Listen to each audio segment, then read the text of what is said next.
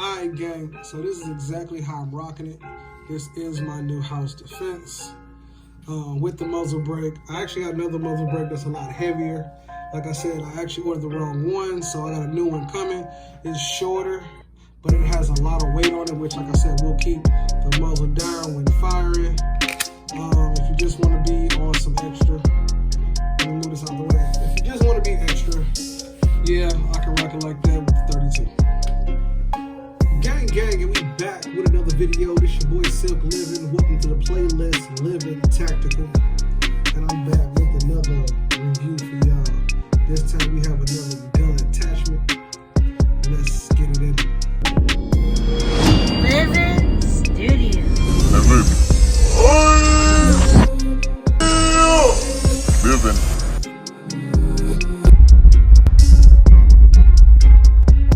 Now, before I show you what this new gun attachment is, I want to say it's good to see you guys. Let's be safe. So before we start playing with these firearms, everybody pull your piece out. Let's hit that mag release. Let's release it. Let's drop that safety. And let's check. Ain't nothing in it. Fire in the same direction. All right, we good to go. All right, great. I want to do that because I know if you're watching my video, you probably got your gun in your hand on the table or somewhere near you. So the best thing we should do is drop it and let's make it safe so we can do what we're gonna do. All right.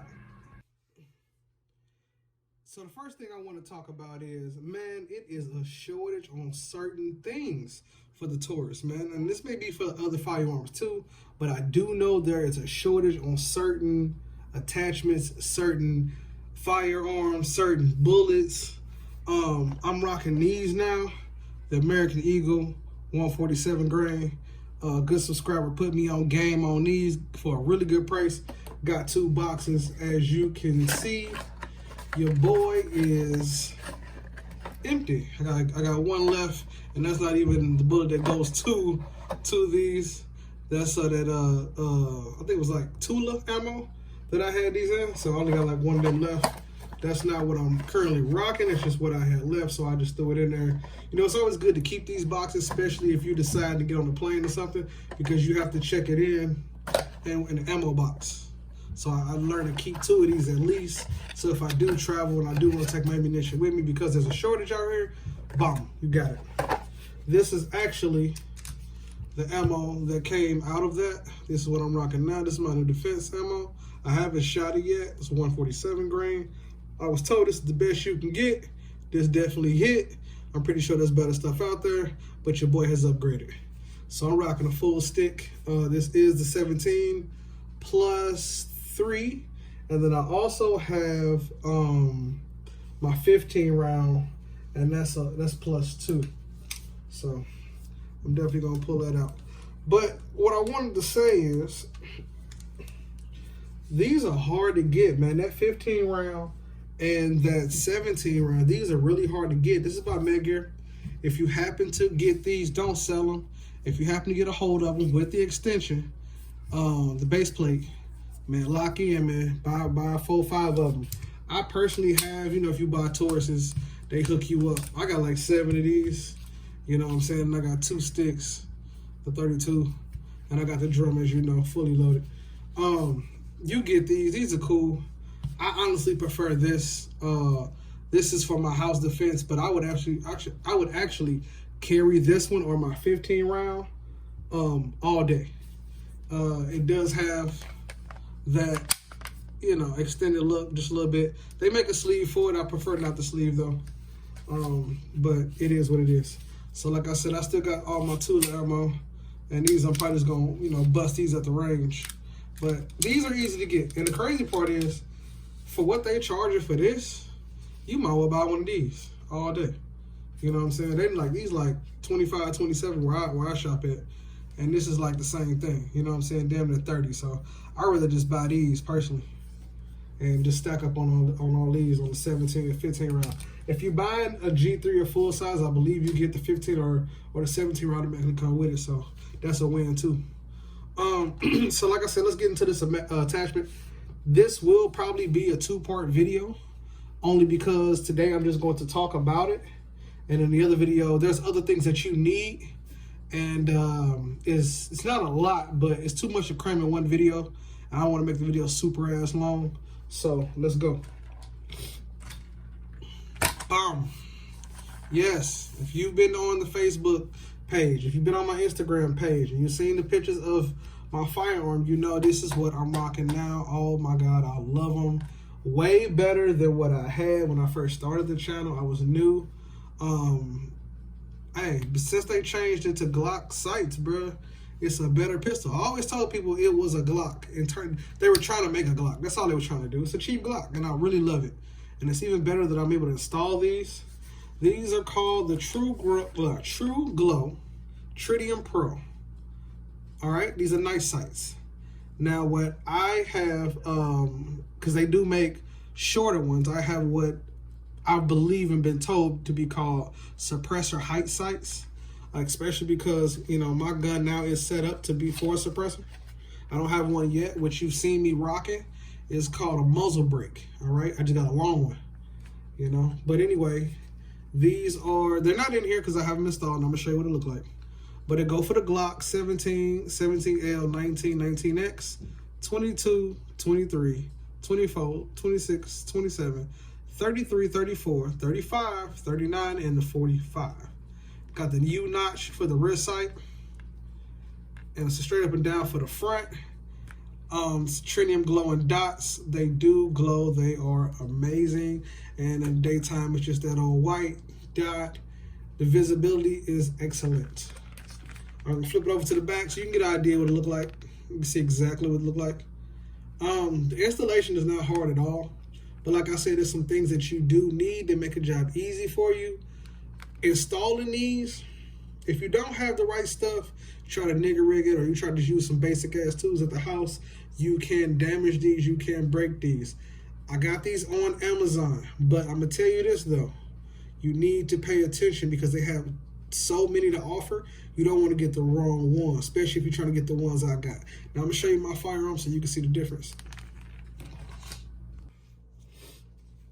All right. Now my gun is clear.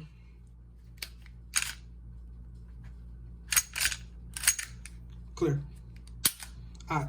So starting this off, this is a Taurus G3C. Okay, Taurus G3C. Because people always ask me. This is the Taurus, so it comes optic ready. Optic ready. All right, so I put the little cheap ADE on there. Yeah, I know what that's all about. I'm gonna turn it on so you can get a visual. Boom. Now I've been working on my sighting. I think I'm almost dialed in. I could be a little bit off, but I've been practicing with it. All right, so you can see the rear sight with the notch. They do have a somewhat a bit of an angle. I don't know if you can see that. Reason being, you can one hand rack this. These are one hand rackable. I'm not bullshitting. It even has it on here, right there, so you can read that. Boom. Okay, you can rack these. Now, I don't know if you can do it with this sight being on here. I've taken it off and done it, but I haven't done it with it on. Don't want to damage it. You see how mine are super high as shit? Boom. It's high in the front and it's high in the rear. Right. Suppressor height sights. Right. Now these sights do go on a Glock. Easy. The front is easy to install. Like I said, when I first did it, I did it without the tools that I needed just to get it in fitted, but to seat it and make sure it's on and it's not wiggling, you do want to get the proper tools. That's why I said in the second video, I'm gonna go ahead and drop that. It's gonna be right after this one, so I'm not gonna, give you another video and then make you come back. It's gonna be right after this video, back to back. You know what I'm saying?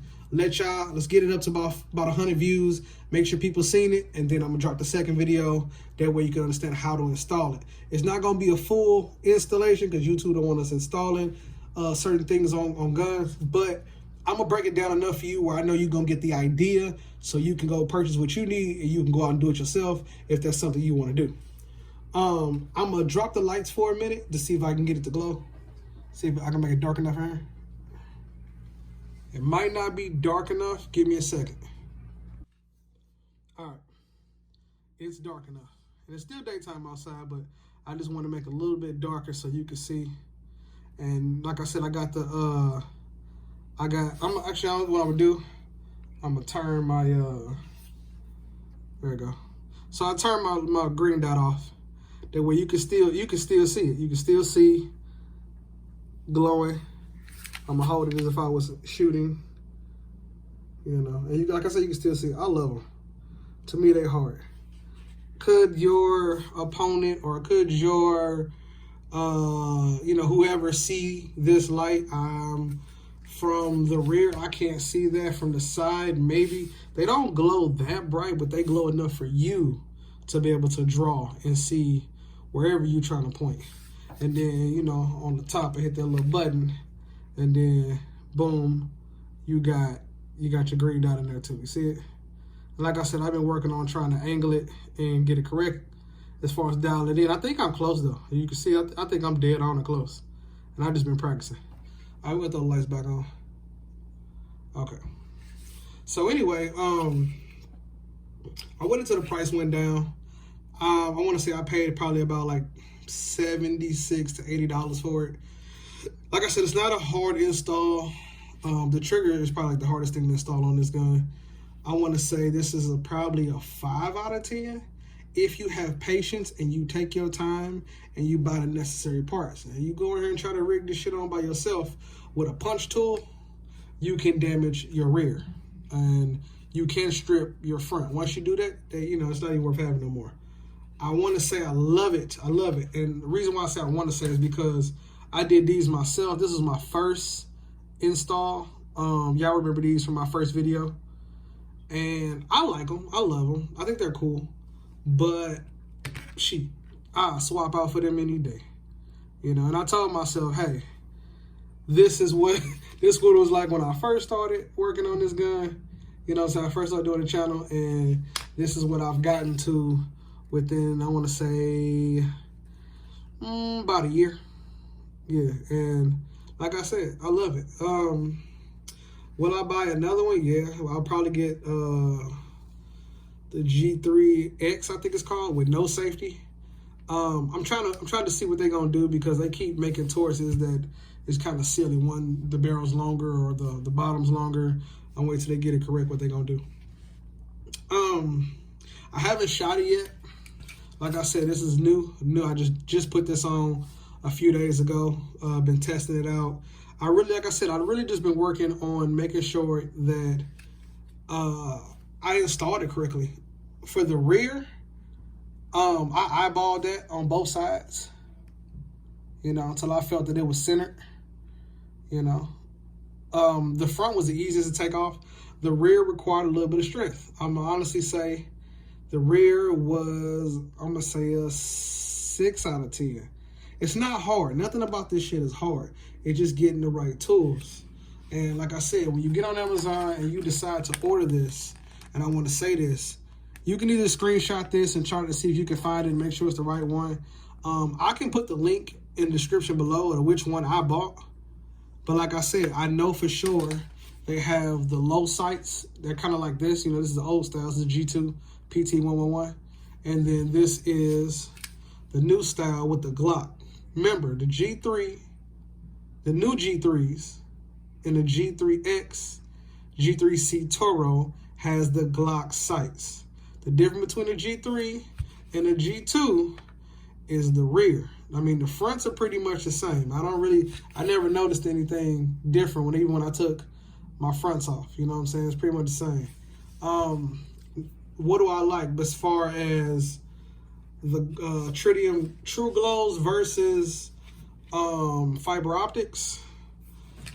I probably have to say I like the Truglos. It's just a cleaner look. I have to say I like the Truglos. Like I said, this is cheaper to do. You know what I'm saying? On a budget, these are cheaper to do. I would still rock this, like I said, and I still do. This is actually my everyday. This was set up for home defense. I just think it looked doper, that's all. Just on some look shit, it's hard. But like I said, I am gonna do another video because of just the little shit you need, man. You know what I'm saying? But how do I rock it? I do rock it with my 17 plus, this is a 20 round mag, so it's a +3 here. And this is my home defense. I'm going to add a light, and then this firearm will be finished. I do have a muzzle brake on here. You've probably seen it a few times. I have a new one coming that I'm going to be rocking. It's a lot shorter, so that's the reason why it's not on here. It should be here in a few days. So for those who are interested, make sure you come back for that. I just want to show the build. That's pretty much what I'm doing today. I'm just showing the build. I'm going to throw my old muzzle brake on just so you can see the gun in its entirety, just how it looks full out. All right, gang, so this is exactly how I'm rocking it. This is my new house defense with the muzzle brake. I actually got another muzzle brake that's a lot heavier. Like I said, I actually ordered the wrong one, so I got a new one coming. It's shorter, but it has a lot of weight on it, which, like I said, will keep the muzzle down when firing. If you just want to be on some extra, let me move this out the way. If you just want to be extra, yeah, I can rock it like that with the 32. But you know, I don't rock like that. That's just for the look. Slam it in there, make sure it's all the way in there. That's just for the look. This is actually how I prefer, and this is how I actually leave it. So that is my finished build of my G3C Toro.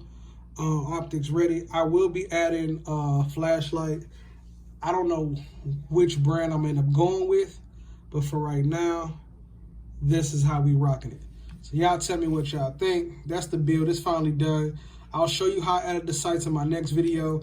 I just want to get this done real quick, man, because I know people have been asking. This has been the biggest question. How do you get the rear sights off? I had the problem myself, and I finally figured it out, and I just want to share that with you.